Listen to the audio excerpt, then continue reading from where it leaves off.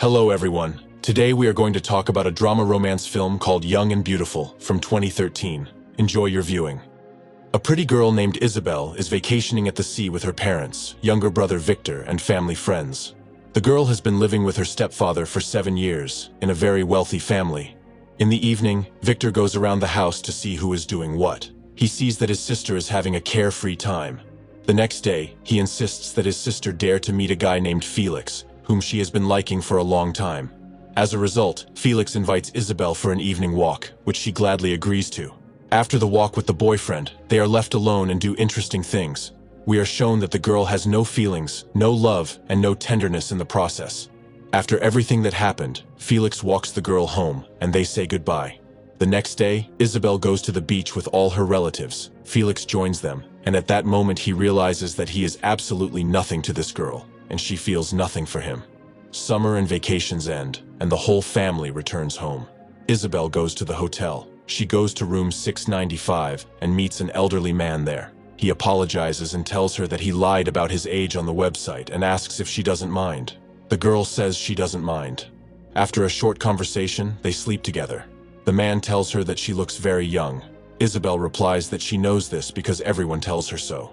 The elderly man asks if they will see each other again, because he wants to spend the whole evening with her next time. On her way home by subway, the girl reads a book. When she gets home, as if nothing had happened, she hides the money she earned in her closet and later logs onto a website under her nickname and watches various interesting videos. At school, the students recite a poem, discuss the topic of love, and how they spent their summer vacation. A classmate tells Isabel that an old man once molested them, and her sister did some interesting things with him, all for the sake of a Prada handbag. Then she says that she should have kept his number. Isabel asks if she is serious about this, to which the other says no, because she hates Prada handbags. At the next meeting with the client, Isabel is underpaid. When she asks him that they had agreed on 300 euros, the man blackmails her and tells her to be glad that her parents don't know she is selling her body. Isabel immediately goes to another client and texts him that the price has changed by 500 euros. She does her business with him in the car. She returns home, and her stepfather accidentally finds her in the bathroom. He tells his wife that this is the second time in a day that her daughter is taking a bath, and he didn't hear her come in. In the evening, the whole family goes to the theater, and there Isabel meets the same elderly man to whom she provided her services. She also witnesses a family friend, Peter, showing unequivocal interest in her mother. Isabel receives a message on her phone about a meeting with a client. After meeting this George, the man asks Isabel if she has many other clients. In the evening, her brother asks Isabel what about her Felix, with whom she spent the night at sea. She tells him to forget about him. The sister begins to play tricks on the brother, asking him various questions and making him feel ashamed. The next meeting with George does not go as usual. They drink, talk for a long time, and then he asks her to stay on top of him. But in the end, George dies of a heart attack. The girl is panicked and doesn't know what to do. She tries to revive him, but nothing works. On top of that, she slips in the shower and hurts herself. Then she just gets dressed and runs away from the hotel room without telling anyone. At home, she tells her mother that she slipped in the shower. 2 policemen come to her mother's workplace and show her photos of her daughter from the scene, saying that this is Isabel and she is selling her body. The mother says that this is impossible, and the detectives say that they need to find out whether she participated in this voluntarily or was forced to do so. At home, the detectives show that free access to the internet makes it possible to register anywhere under a pseudonym, and they also find the money that Isabel was hiding in the closet. Coming home from school, Isabel meets her mother, who has been waiting for her to have a serious conversation. She sincerely cannot understand the reasons why the girl started doing this. After all, they have a wealthy family, and they always have money. The mother wonders if she was at least using protection and asks if she really stopped doing it. Isabel says that all this is in the past now. The mother begins to blame herself for allowing this to happen. Her husband reassures her and says that she shouldn't blame herself because her daughter is a very beautiful girl, and it's not surprising that she had offers. The mother believes that if the man had not died, she would have continued to do this. The man says that tomorrow Isabel will testify to the police, and then you will meet with a psychologist, and everything will be fine. The next day, Isabel tells the police how it all started. She says that one day after school, an elderly man approached them and offered them money in exchange for their services and dictated his number. When she got home, she wrote it down, but called him a week later. They met at a hotel, and she didn't like him at all, but she wanted to try again. After buying a second phone, she registered on the site and started doing it on a regular basis. When asked by the investigator if she would continue to do it, Isabel says she doesn't know because it was just an experience. All the police officers warn her that it is a very dangerous experience because you never know who you will run into, and there is no one to protect you. Easy money often leads to a vicious cycle. Together with her mother, they go to a psychologist to talk about everything, to share their inner feelings, and to find out the reason for what is happening.